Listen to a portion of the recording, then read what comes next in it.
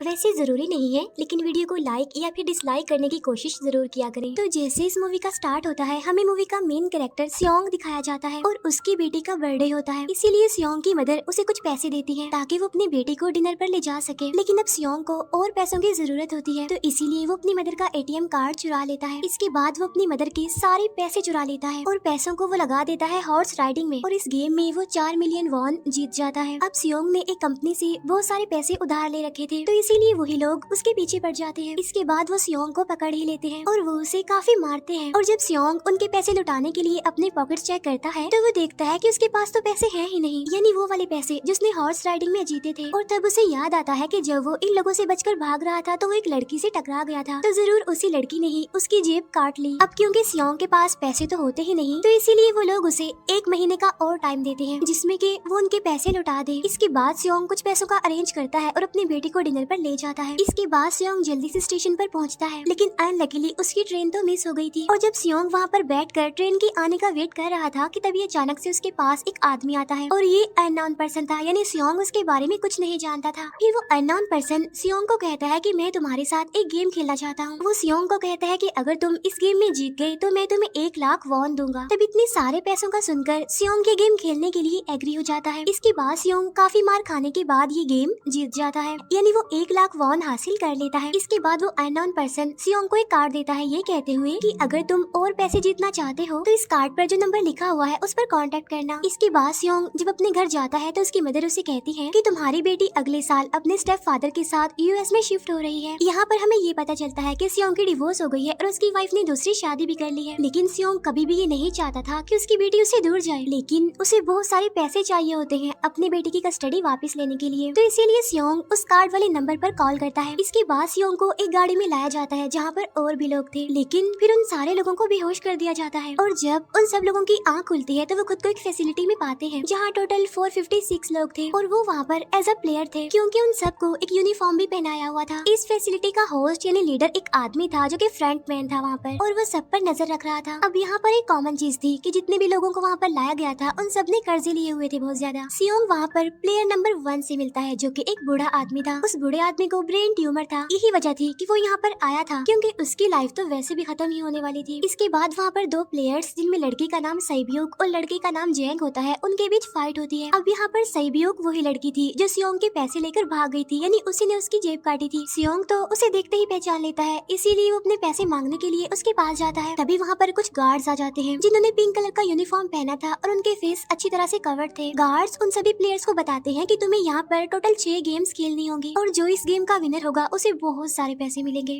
इसके बाद उन सबसे एक कॉन्ट्रैक्ट पर साइन करवाया जाता है और इस कॉन्ट्रैक्ट के 3 मेन रूल्स थे। पहला रूल ये कि कोई भी प्लेयर अपनी मर्जी से गेम को छोड़कर नहीं जा सकता। दूसरा रूल ये होता है कि जो भी प्लेयर खेलने से मना करेगा तो उस प्लेयर को एलिमिनेट कर दिया जाएगा, और उनके मुताबिक एलिमिनेट का मतलब क्या था ये तो हम आगे ही जानेंगे। गेम का तीसरा रूल ये था कि अगर मेजोरिटी इस गेम को खेलना नहीं चाहती तो वो इस गेम को छोड़कर जा सकते हैं। इसके बाद उन सबको गेम के लिए ले जाया जाता है। अब यहाँ पर सियोंग अपने क्लासमेट सेंगवू से भी मिलता है जो कि उसे बचपन से जानता था। सियोंग उसे वहाँ पर देखकर काफी हैरान होता है क्योंकि वो तो किसी बिजनेस के लिए आउट ऑफ कंट्री चला गया था। अब पहले गेम के लिए वहाँ पर एक काफी बड़ी डॉल थी और इस गेम का रूल काफी सिंपल था, और वो ये था कि डॉल जब भी गाना गाएगी उन सबको आगे बढ़ना है, और जैसे ही वो गाना गाना बंद करेगी तो उन सबको रुक जाना है और मूव नहीं करना है, और अगर कोई हिल गया तो उसे एलिमिनेट कर दिया जाएगा। अब स्टार्टिंग में तो ये सब कुछ उन्हें किसी प्रैंक की तरह लग रहा था, लेकिन जब एक लड़का हिल जाता है तो उसे शूट करके मार दिया जाता है, और यही होता है एलिमिनेट का मतलब, यानी उन्हें मार दिया जाएगा। अब ये देखकर वो सारे लोग काफी घबरा जाते हैं और उन्हें पता चल चुका था कि वो खतरे में है, इसीलिए लोग डरते हुए पैनिक करते हुए इधर उधर भागने लगते हैं।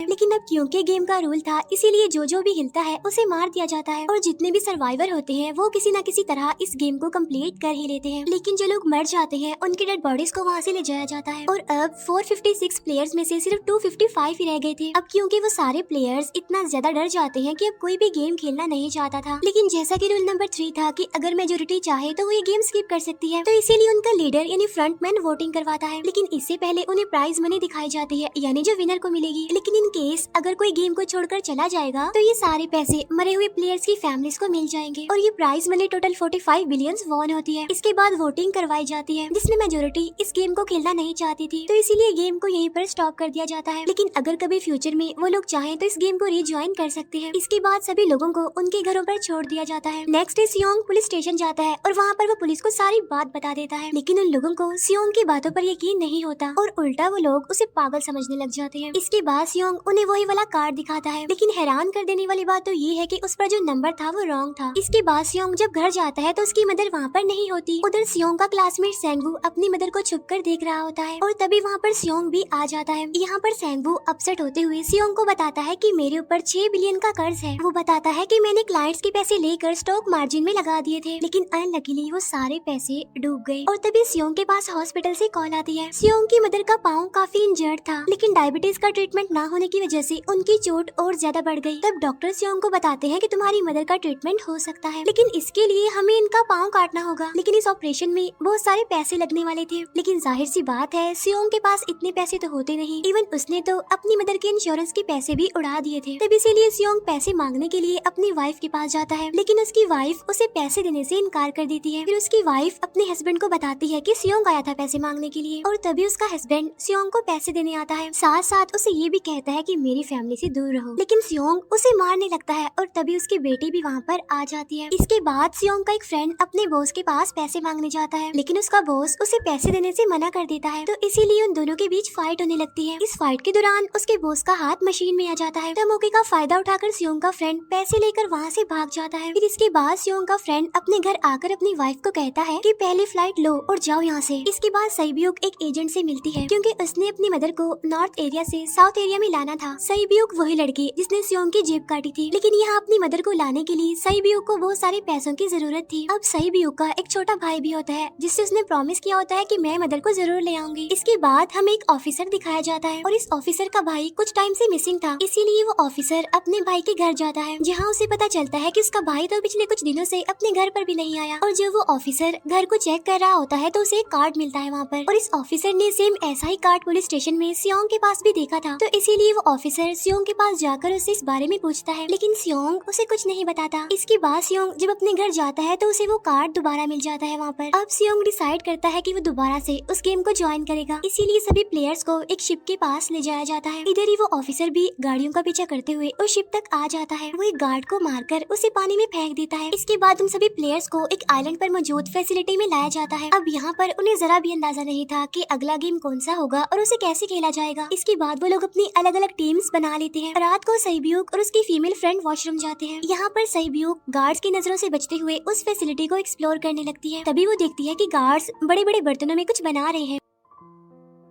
लेकिन अब क्योंकि गार्ड्स को शक हो जाता है तो ये गार्ड वॉशरूम्स को चेक करने के लिए आता है, लेकिन तब तक सईब्यूक वापस आ चुकी थी। इसके बाद सईब्यूक अपनी फीमेल फ्रेंड को सारी बात बता देती है जो उसने देखा था, लेकिन यहाँ पर सेंगवू उन दोनों की बातें सुन लेता है और वो इस बारे में सईब्यूक से पूछता है, जिस पर सईब्यूक बताती है कि वो बड़े बड़े बर्तनों में कुछ पका रहे थे। इसके बाद उन सभी प्लेयर्स को प्ले ग्राउंड में लाया जाता है, जहाँ पर उनके सामने 4 शेप्स थी। 4 शेप्स में से उन्होंने किसी एक शेप को चूज करना था। अब यहाँ पर सेंगवू को पता चल जाता है कि गेम क्या है और क्या करना है हमें। सेंगवू सियोंग को बताता है कि सबने अलग अलग शेप्स को चुनना है। इसके बाद उन सभी को एक छोटा सा बर्तन दिया जाता है जिसमें की शेप्स बनी होती है। अब गेम उनकी ये होती है कि उन्होंने किसी तरह उस शेप को बाहर निकालना है बगैर डैमेज किए, लेकिन अगर शेप जरा से भी खराब हो गई तो उन्हें एलिमिनेट कर दिया जाएगा, यानी मार दिया जाएगा। अब यहाँ पर सेंगवू तो इजिली उस शेप को निकाल लेता है, लेकिन सियोंग इतना ज्यादा घबरा जाता है कि उसकी हालत खराब होने लगती है, लेकिन फिर वो किसी न किसी तरह करके इस गेम को भी जीत लेता है। इसके बाद उन सबको वापस से रूम में लाया जाता है। अब यहाँ पर 187 प्लेयर्स वापस आए थे, जिनमें से अब सिर्फ 108 ही रह गए थे। इसके बाद उन सबको खाने के लिए ले जाया जाता है, लेकिन खाने की वजह से जैंग की एक लड़के से फाइट हो जाती है, जहाँ पर जैंग उस लड़के को इतना ज्यादा मारता है कि वो मौके पर ही मर जाता है। इधर ही हम देखते हैं कि उन प्लेयर्स में से एक डॉक्टर होता है जो गार्ड्स के साथ मिलकर मरे हुए लोगों के ऑर्गन्स निकाल कर उन्हें चाइनीज को बेचने का काम करता है। इसीलिए जब भी डेड बॉडीज को ले जाया जाता है तो वो डेड बॉडीज को गायब कर लेते हैं, क्योंकि ये सब कुछ एक प्लान के अकॉर्डिंग चल रहा था, क्योंकि ये सारा कुछ फ्रंट मैन से छुप कर हो रहा था। यही वजह थी कि कंट्रोल रूम में भी उन्होंने अपना ही एक आदमी बिठाया हुआ था, जो कि उन लोगों की सारी वीडियो फुटेज डिलीट कर देता था। और गार्ड्स तो डॉक्टर को गेम के बारे में पहले ही बता देते थे ताकि वो सरवाइव कर सके। यहाँ पर एक गार्ड उसी प्लेयर डॉक्टर को बताता है कि आज हमने प्लेयर्स को जानबूझकर खाना कम दिया है ताकि वो आपस में लड़ने लगे, जिससे होगा ये कि सारे वीक प्लेयर्स गेम से आउट हो जाएंगे। साथ ही गार्ड डॉक्टर को अपनी अगली गेम के बारे में बता देता है। अब 30 मिनट के बाद वहाँ पर लाइट्स ऑफ होने वाली थी। अब यहाँ पर सैंगवू को पता था कि सियोंग की टीम जरूर कोई उल्टा काम करेगी, इसीलिए वो उस टीम को अपने पास बुलाकर उन्हें रिलैक्स रहने के लिए कहता है। उधर वो जो डॉक्टर प्लेयर होता है वो जैंग की टीम में शामिल हो जाता है। यहाँ पर डॉक्टर जैंग को बता देता है कि अगला गेम क्या होने वाला है। इसके बाद लाइट्स ऑफ हो जाती है और जैंग अपनी टीम के साथ मिलकर बाकी सभी को मारने लगता है। जैंग एक लड़की को मारकर सईब्यूक को मारने जाता है, लेकिन तभी सियोंग उसे बचा लेता है। इसके बाद गार्ड्स वहाँ पर आकर उन सभी को रोक लेते हैं और अब टोटल 80 लोग रह गए थे। इसके बाद उन सभी को तीसरे गेम के लिए ले जाया जाता है और यहाँ पर उन्हें 10-10 प्लेयर्स की एक टीम बनाने के लिए कहा जाता है और वो लोग ऐसा ही करते हैं, अपनी अपनी टीम बना लेते हैं। अब क्योंकि जैंग को अगली गेम के बारे में पहले ही पता होता है, इसीलिए वो सईब्यूक की फीमेल फ्रेंड को अपनी टीम में नहीं रखता और वो अपनी टीम में सिर्फ मर्दों को ही रखता है। इसके बाद सैंगवू भी अपनी एक टीम बना लेता है। अब क्योंकि उन्हें एक प्लेयर की जरूरत थी, तो इसीलिए सईब्यूक की फीमेल फ्रेंड उनके टीम में शामिल हो जाती है और ये गेम असल में टग ऑफ वॉर का होता है, यानी उन्होंने अपने सामने वाली टीम को नीचे गिराना था। इसके बाद गेम स्टार्ट हो जाती है और जैंग की गेम बड़ी आसानी से इस गेम को जीत लेती है। इसके बाद बारी होती है सैंगवू की टीम की। तब प्लेयर नंबर 1 यानी वो बूढ़ा आदमी कहता है कि मैंने अपनी जिंदगी में बहुत सारी टग ऑफ वॉर्स खेल रखी है, इसीलिए उन सबको गाइड करता है कि इस गेम को कैसे जीतना है।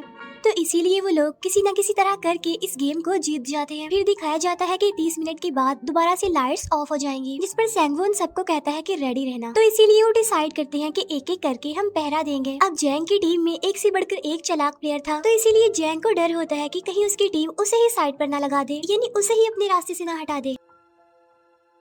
दूसरी तरफ डॉक्टर और गार्ड्स मिलकर डेड बॉडी की ऑर्गन्स निकाल रहे होते हैं और इन ऑर्गन्स को डिलीवर करने जाना था गार्ड नंबर 28 एंड 29। तब वो सभी एक डेड बॉडी के बारे में बातें करने लगती हैं, जिसकी सिर्फ एक किडनी थी और वो उसे ज़ॉम्बी कह रहे थे। अब यहाँ पर जो गार्ड नंबर 29 था, यानी जिसने वो ऑर्गन्स डिलीवर करने जाने थे, वो कोई और नहीं बल्कि वो ऑफिसर था जो गार्ड के बेस में वहाँ पर आया था। और ये सब बातें सुनकर उसे शक होता है कि शायद ये लोग मेरे भाई की बात कर रहे हैं, क्योंकि उसकी भी एक ही किडनी थी। इसके बाद नंबर 28 और 29 यानी वो ऑफिसर ऑर्गन्स को डिलीवर करने के लिए चले जाते हैं। रास्ते में वो ऑफिसर नोटिस करता है कि टनल में तो बॉम्ब लगा हुआ है। तब नंबर 28 उसे बताता है कि जब हम यहाँ से बाहर निकलेंगे तो इस जगह को ब्लास्ट कर दिया जाएगा। अब यहाँ पर वो ऑफिसर नंबर 28 से और इन्फॉर्मेशन लेने की कोशिश करता है, इसीलिए नंबर 28 को उस पर डाउट होने लगता है, इसीलिए वो उस ऑफिसर को अपना फेस दिखाने के लिए कहता है। अब यहाँ पर वो ऑफिसर अपना फेस भी दिखा देता है, साथ साथ वो नंबर 28 पर गन पॉइंट भी कर देता है। साथ साथ वो ऑफिसर उससे एक किडनी वाली आदमी के बारे में पूछता है कि वो कौन है जिसे तुम ज़ॉम्बी कहते थे, जिस पर वो नंबर 28 उससे कहता है कि वो तो एक लड़की थी। अब यहाँ पर नंबर 28 उस ऑफिसर को कहता है कि तुम लीडर के रूम में जाकर सारी इन्फॉर्मेशन देख सकते हो, वहाँ पर सबका डाटा है। ये जानने के बाद वो ऑफिसर नंबर 28 को मार डालता है। उधर वो डॉक्टर गार्ड से अगली गेम के बारे में पूछता है, लेकिन इस बार गार्ड्स को भी अगली गेम के बारे में पता नहीं होता। तब इसीलिए डॉक्टर को गुस्सा आ जाता है और वो एक गार्ड को पकड़ लेता है और उनकी फाइट होने लगती है। इसी फाइट में डॉक्टर उस गार्ड को मार कर वहाँ से भाग जाता है। इसके बाद एक गार्ड भी उसका पीछा करता है और वो दोनों प्लेग्राउंड में आ जाते हैं। यहाँ पर गार्ड डॉक्टर को अपनी बातों में फंसा कर उसे मारने वाला होता है, लेकिन तभी लीडर इन्हीं फ्रंटमैन आकर उसे मार डालता है और बाद में वो उस डॉक्टर को भी मार डालते हैं। साथ साथ इन्हीं वहीं पर नंबर 28 की डेड बॉडी भी मिल जाती है, जिससे इन्हें ये पता चल जाता है कि फैसिलिटी में कोई घुस गया है। उधर वो ऑफिसर लीडर इन्हीं फ्रंटमैन के रूम तक पहुंच जाता है। तब वो चेक करते करते एक ऐसे रूम में जाता है जहाँ पर सबके रिकॉर्ड्स थे, और जब वो ऑफिसर रिकॉर्ड चेक कर रहा होता है तो उसे सभी विनर्स की एक लिस्ट मिलती है, जिसमें उसके भाई का भी नाम था, यानी वो भी कभी विनर था। उधर सभी प्लेयर्स को 4th गेम के लिए ले जाया जाता है, जहाँ पर उन सबको अपना अपना पार्टनर चुनने के लिए कहा जाता है, और वो प्लेयर्स करते भी ऐसा ही है, अपना अपना पार्टनर चुन लेते हैं। सईब्यूक की फीमेल फ्रेंड भी अपना पार्टनर ढूंढने की कोशिश करती है, लेकिन कोई भी उसका पार्टनर बनने को तैयार ही नहीं था। इसके बाद सभी प्लेयर्स को 10-10 मार्बल्स दिए जाते हैं। असल में ये गेम ऐसी होती है कि एक प्लेयर को अपने पार्टनर से सारे मार्बल्स लेने होते हैं बगैर कोई जोर जबरदस्ती किए, और जो दूसरा पर्सन होगा यानी जिसके पास मार्बल्स नहीं होंगे उसे मार दिया जाएगा। फिर सैंगवू और सियोंग का फ्रेंड ऑड और इवन का गेम खेलते हैं, जिसमें कि उन्होंने गेस करना था कि सामने वाले के हाथ में कितने मार्बल्स हैं। अब यहाँ पर सियोंग का फ्रेंड सैंगवू के सारे मार्बल्स जीत जाता है, जिसकी वजह से लास्ट में सैंगवू के पास सिर्फ एक ही मार्बल बचता है। अब क्योंकि सैंगवू को पता चल चुका था कि अब वो बच नहीं पाएगा, इसीलिए वो सियोंग के फ्रेंड को अपनी बातों में फंसा कर उसे ये यकीन दिलाता है कि अगर हम में से कोई भी हार गया तो हारे हुए लोगों का मैच दोबारा करवाया जाएगा। अब यहाँ पर सैंगवू धोखे से सियोंग के फ्रेंड के सारे मार्बल्स चेंज कर देता है। इसके बाद सैंगवू मार्बल्स लेकर गार्ड को दे देता है और वहाँ से बाहर चला जाता है। और जब सियोंग का फ्रेंड मार्बल्स चेक करता है तो वहाँ पर पत्थर होते हैं। उधर प्लेयर नंबर 1 यानी उस बूढ़े आदमी की हालत खराब हो रही थी, इसीलिए वो तो इधर उधर घूम रहा था, लेकिन सियोंग किसी तरह उसे खेलने के लिए एग्री कर लेता है। अब यहाँ पर वो दोनों यानी वो बूढ़ा आदमी और सियोंग भी इवन आउट खेलते हैं। अब इनमें से वो बूढ़ा आदमी सियोंग के सारे मार्बल्स जीत जाता है, लेकिन लास्ट राउंड में वो बूढ़ा आदमी भूल जाता है कि उसने क्या चूज किया था। तो यहाँ पर सियोंग उसी बातों में फंसा कर उसके सारे मार्बल्स ले लेता है, लेकिन यकीन मानिए कि वो बूढ़ा आदमी काफी चालाक था। उसने एक मार्बल अपने पास ही रखा हुआ था और वो दोबारा से इधर उधर घूमने लगता है। अब यहाँ पर सियोंग उसे रिक्वेस्ट करता है कि प्लीज मेरे साथ एक और गेम खेलो ना। तब यहाँ पर वो बूढ़ा आदमी कहता है कि मुझे पता है कि तुमने सारे मार्बल्स धोखे से लिए हैं मुझसे। वो कहता है कि मुझे सब पता था, बस मैं पागल बनने की एक्टिंग कर रहा था।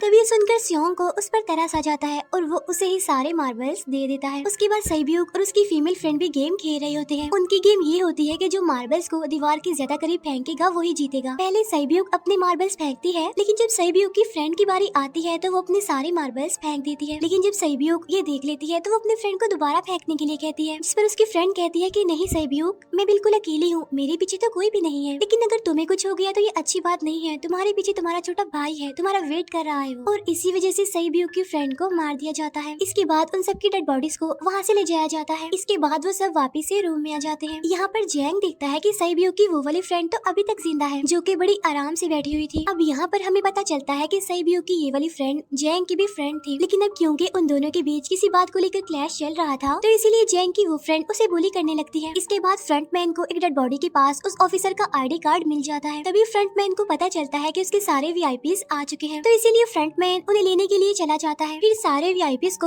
उनके रूम में लाया जाता है। इसके बाद फ्रंटमैन वीआईपीज के आने के बारे में एक और आदमी को जाकर बताता है और यही आदमी मेन होता है। और ये कौन होता है हम ये आगे जानेंगे। फिर नेक्स्ट डे उन सबको 5वें गेम के लिए लाया जाता है, जहाँ पर 1 से लेकर 16 तक नंबर पड़े होते हैं और वो सभी प्लेयर्स अपना अपना नंबर ले लेते हैं। नंबर का मतलब ये था कि जो नंबर भी एक प्लेयर पर आएगा उसके मुताबिक ही उसकी बारी आएगी। अब यहाँ पर लास्ट में पहला और आखिरी नंबर रह जाता है, यानी 1 और 16। तो यहाँ पर सियोंग कंफ्यूज हो जाता है कि उसे कौन सा नंबर चूज करना चाहिए। अगर उसने पहला नंबर लिया तो वो फंसेगा और मरेगा, क्योंकि उसे नहीं पता कि गेम क्या है। और अगर लास्ट नंबर लेगा तो क्या पता उसकी बारी ही ना आए, टाइम कम रह जाए। और तभी वहाँ पर एक आदमी आ जाता है और वो सियोंग को कहता है कि मुझे पहला नंबर चाहिए, क्योंकि मैं अपनी जिंदगी में कभी भी फर्स्ट नंबर पर नहीं आया। फिर इसके बाद उन्हें गेमिंग रूम में लाया जाता है। अब इस गेम का रूल ये होता है कि दिए हुए टाइम में उन्हें ब्रिज की दूसरी साइड पर जाना है। अब इसके बीच में 2 तरह के ग्लास लगे होते हैं, एक तो होता है आम ग्लास और एक होता है टेम्पर्ड ग्लास। आम ग्लास पर पाँव रखते ही वो टूट जाएगा और वो लोग नीचे गिर जाएंगे। इसके बाद गेम स्टार्ट हो जाता है और वो लोग एक एक करके मरने लगते हैं। फिर एक टाइम ऐसा आता है जब जैंग सबके सामने होता है और वो आगे ही नहीं बढ़ रहा होता। अब उनके पास एक ही रास्ता था, या तो वो आगे जाए या सारे ही मर जाएं। और तभी जैंग के सामने उसकी वही फ्रेंड आ जाती है जो उसे बुली कर रही थी, और वो जैंग को कहती है कि मैंने तुम्हें कहा था कि जिस दिन तुमने मुझे धोखा दिया मैं तुम्हें मार दूंगी। इसके बाद वो जैंग को पकड़ लेती है और उसे लेकर नीचे कूद जाती है, जिसकी वजह से उन दोनों की मौत हो जाती है। अब वहाँ पर एक आदमी था जो कि ग्लास कंपनी में काम करता था और उसे पता था कि टेम्पर्ड ग्लास कौन सा है, लेकिन जब फ्रंटमैन को इस बात का पता चल जाता है तो वो लाइट्स ऑफ करवा देता है ताकि वो ग्लास को पहचान ही ना पाए। अब लास्ट में एक ही स्टेप बचता है और उनके पास तो टाइम ही नहीं था, इसीलिए सेंगवू उस आदमी को धक्का दे देता है। तो यहाँ पर सेंगवू, सियोंग और सैब्यूक ब्रिज को पार कर लेते हैं, लेकिन ग्लास टूटने की वजह से उन्हें काफी चोट लग जाती है, खास तौर पर सैब्यूक को। उधर उस ऑफिसर ने एक सर्वेंट को मारकर उसकी जगह खुद ले ली थी। अब एक वीआईपी को उस ऑफिसर पर शक होता है और वो उसे कहता है कि अपना मास्क रिमूव करो, लेकिन वो ऑफिसर कहता है कि ठीक है, लेकिन मैं अंदर जाकर अपना मास्क रिमूव करूंगा। इसके बाद वो ऑफिसर उस वीआईपी को लेकर अंदर चला जाता है। अंदर जाकर वो ऑफिसर उस वीआईपी को बेहोश कर देता है और इस बात का पता फ्रंटमैन को चल जाता है, इसीलिए फ्रंटमैन उसके पीछे जाता है और वो उस ऑफिसर को देख लेता है, इसीलिए वो ऑफिसर वहाँ से भागकर आइलैंड पर आ जाता है। फ्रंटमैन भी उसका पीछा करते हुए वहाँ पर आ जाता है। अब यहाँ पर वो ऑफिसर अपने सीनियर्स को कॉल करने की कोशिश करता है, लेकिन कॉल कट हो जाती है। फिर वो ऑफिसर उन्हें सारे सबूत भेजता है, लेकिन वहाँ पर नेटवर्क नहीं था। इसके बाद फ्रंटमैन ऑफिसर को पकड़ लेता है और उसे उनके साथ चलने के लिए कहता है, लेकिन वो ऑफिसर तो उस फ्रंटमैन पर गोली चला देता है। इसके बाद फ्रंटमैन अपना मास्क उतार देता है, तो वो ऑफिसर देखता है कि वहाँ पर कोई और नहीं बल्कि उसका अपना भाई है वो। इसके बाद ऑफिसर का भाई यानी फ्रंटमैन उसे शूट कर देता है और वो जाकर पानी में गिरता है। उधर ग्लास लगने की वजह से सैब्यूक काफी इंजर्ड हो गई थी और उसका बहुत सारा खून भी बह रहा होता है। इसके बाद इन सर्वाइवर्स को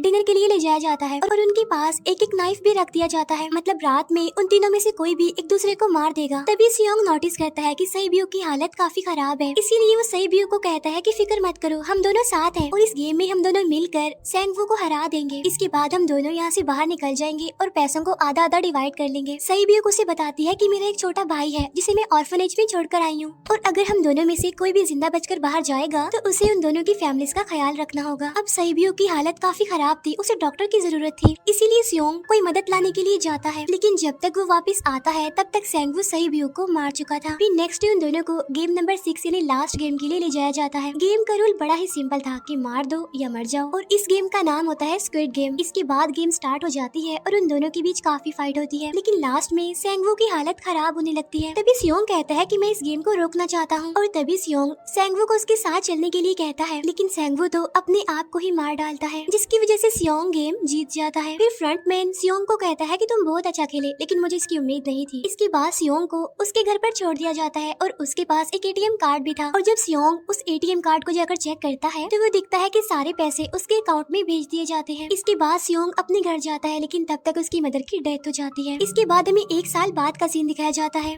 जहाँ पर हम देखते हैं कि सियोंग की हालत काफी खराब हो गई है, यानी वो काफी नशा करने लग गया है और उसने अब तक उन पैसों को हाथ तक नहीं लगाया। एक दिन एक फूल बेचने वाली औरत सियोंग के पास आती है और वो उसे सेम वैसा ही कार्ड देती है जिसमें एक एड्रेस लिखा हुआ था और फिर सियोंग उस एड्रेस पर जाता है जहाँ पर उसे पता चलता है कि ये सारा किया धरा किसी और का नहीं बल्कि उस बूढ़े का है, प्लेयर नंबर 1 का, और वो अभी भी जिंदा है। यहाँ पर वो बूढ़ा आदमी सियोंग को बताता है कि मैं अपनी लाइफ से बोर हो चुका था और ये सारी गेम मैंने अपने क्लाइंट्स के साथ मिलकर बनाई ताकि मैं लोगों को मरता हुआ देखकर एंजॉय कर सकूं, लेकिन हाँ, हमने किसी को मजबूर नहीं किया था ऐसा करने के लिए और मैंने गेम में इसीलिए पार्टिसिपेट किया क्योंकि गेम देखने से ज्यादा उसे खेलने में मजा आता है। वो कहता है जो पैसे तुम्हारे पास हैं वो मेरे ही हैं और ये कहते ही उस बूढ़े आदमी की मौत हो जाती है। इसके बाद सियोंग सईब्यू के छोटे भाई के पास जाता है और उसे लेकर वो जाता है सेंगवू की मदर के पास और वो सेंगवू की मदर को कहता है कि इस बच्चे का ख्याल रखना, साथ साथ वो उसे एक बैग भी देता है जिसमें बहुत सारे पैसे होते हैं। इसके बाद सियोंग स्टेशन पर जाता है जहाँ पर उसे वही अननोन पर्सन मिलता है जो कि उसे मूवी के स्टार्ट में भी मिला था। यहाँ पर सियोंग उसका पीछा भी करता है, लेकिन तब तक वो भाग चुका था। फिर सियोंग उस कार्ड वाले नंबर पर कॉल करता है और वो पूछता है कि तुम लोग कौन हो और लोगों के साथ ऐसा क्यों कर रहे हो, क्यों खेल रहे हो लोगों की जिंदगी से। लेकिन आगे से उसे रिस्पॉन्स आता है कि सियोंग अगर तुमने जिंदा बचना है तो प्लेन में चढ़ जाओ और इसी के साथ ही मूवी यहीं पर एंड हो जाती है।